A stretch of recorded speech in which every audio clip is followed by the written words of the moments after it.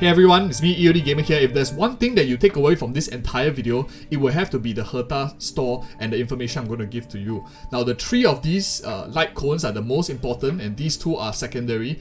And once you get like once you clear World 4, you will actually have enough tickets to pick up one of these three. And I'm going to be sharing with you like the differences between them and my personal preference in terms of what is the best as well. So the first one is a Destruction Light Cone that we see here. It gives very good amounts of attack buffing whenever you attack, and when you inflict Weakness Break, which is pretty often, especially if you are attacking enemies of your strength in terms of elemental typing, then you will have a damage increase even further as well. And one thing to note about like all 5-star Light Cones, the stat scaling is a lot better than, for example, 4-star and 3-star, which makes it a very desirable pick that you guys want to be checking out towards, and that's why I'm talking about this in the start of the video as well. And this is the next one. This is a Hunt Light Cone cruising in the Stellar Sea. It increases crit rate and increases it again when the enemy is less than 50% HP that you are attacking. And when you attack and defeat an enemy, your attacks increase by a further 20%. I think every character is going to find this very valuable, except the passive maybe is not used by Yanqing as much because he tends to have quite high crit rate, and pushing it even further might overcap on crit. So that's the only exception, but still the 5-star stat scaling, he definitely will find significant value in this light cone as well. And next up is like the Texture of Memories, a Preservation Light Cone. Out of all three of them, I think, in my opinion, this is the most lackluster. And the reason why is because if you see here, it increases mostly like the individual characters' stats. And as a preservation character, you don't really care in terms of like, you want to do the most you can to protect your team. And if you have like a guaranteed aggro draw, it's very good. But if you don't have and you're fighting AoE enemies, this individual shielding, damage reduction, and effect resistance won't really do a lot of value compared to like other 4-star light cones. For example, a day in the life of a new me, the March 7 light cone, gives like damage reduction to your whole team, which I think is much more valuable, especially when the character that is a preservation class tends to be a bit tanky, so the additional damage reduction is nice, but the more important thing is to protect the rest of the team. So like those are my thoughts in terms of what I feel about it. In my opinion, like based on what I see so far, like on the other light cones, I think that the Fall of an Eon is probably the better one to have, but I'm not actually picking this Destruction light cone. It's very good because its damage here is very universal. It can be used on a lot of characters later on as well, very versatile as well, pretty simple to proc. And Destruction is a DPS class, so you generally want to have your 5-star light cones first on your damage dealing class. So that's why I really like this. But the catch here is that not everyone will be playing with a Destruction class character as their main DPS. If you don't have Clara, you are not playing Ireland, you probably wouldn't find significant value in Destruction this on the Fall of Eon. So in that sense, I actually prefer this Stellar, cruising in the Stellar Sea, especially because I'm a Dunheng player, or maybe you are playing Zealer or Susang. This 5-star light cone, it gives you pretty decent 8% crit rate at the base already, and I do quite like it quite a lot. So I'm just going to be picking up real quick right now. It's a really solid 5-star stats. It's an upgrade to my characters already. And in terms of what else you want to pick up later on, you want to actually buy this special gadget first because it helps you superimpose to get it up to the max tier. And that's why like this store is super important, because you can get a max tier break in terms of light cone very early on. And I think from here it goes from like 8% to 16% later on, also at max superimposition level, and it's totally free to play. Anyone can do it. Please don't buy the real passes. You can get it later on after we get the important stuff here as well. Okay, and so now let's jump real quick into the Memory of Chaos store, and I'll see you there. Okay, so this is the Memory of Chaos or the Forgotten Halls shop, the Light Cone Manifest, and I'm currently at Memory of 8. And once I clear Memory of 8, I'll have enough to buy one of these, which I'll be doing probably after this video as well. So in terms of the light cones here, they are sorted by the class. So each of them, like Abundance has one, Nihility has one, Preservation has one.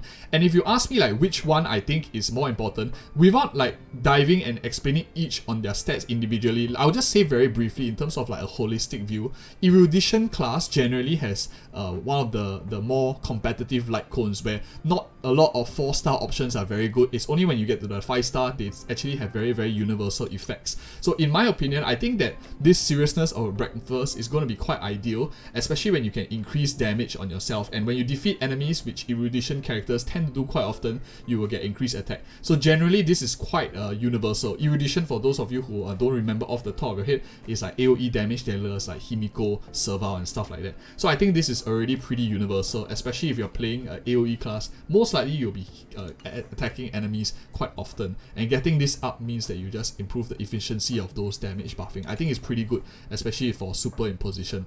And other than that, one of the worst ones to get will be this past and future, the light cone for the harmony one. And the reason for that is because there are so many other strong light cones for harmony. For example, like Dance Dance Dance, one of the 4-star light cones, which just bumps your action advance whenever you use an ultimate. Or for example, a free light cone that gives you attack at 3 stars, a 3-star light cone already. So I don't feel that this is very, very significant in terms of like just 16% damage buffing for casting a skill. If you use Tingyun, maybe this will be slightly more relevant, but why do you want to like buff one character when you can buff your whole team? So like those are the thoughts that I have in my mind when I'm considering which one to choose.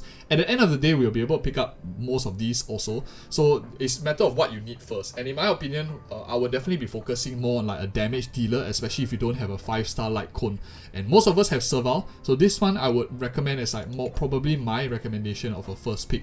Abundance is not very important as well. This one, the effect is nice, but they are also pretty good free light cones to get for Abundance. Or you could also use the Natasha 4-star one for outgoing healing increase. That is also pretty good. So it's about comparing like the other options as well. And in terms of this river flows in spring, the light cone for the Han, this is actually really solid for Yanting, because most of the Han class light cones actually have crit rate in this passive, which he does not need as he caps off on crit very, very quickly already. So this is very, very good value. The only consideration is, like we mentioned previously, if you want to pick up the 5-star light cone as well, for just that higher 5-star stat scaling. So yeah, those are my thoughts in terms of these. You want to try to superimpose as much as you can, or perhaps pick up some of these light cones that I talked about a little bit already. Alright, so in terms of this Wen Shi Qi and the store, this Hertareum store to use your tokens that you have been getting as you have been exploring, in terms of this, it's going to be really everyone can get this everything eventually. So what am I focusing on first? I don't buy the recipe, is I wanted to see what it's about. So this is probably the most inefficient, and I would even say the Shadow of Destruction is not very, very vital, especially if you're not like a completionist. You don't want to get everything up to E6 in terms of your physical MC, because most of us will likely transition over, so you don't want to waste that much resources just to level up your physical MC who's not going to be using. You rather like take a lot of these other items early on.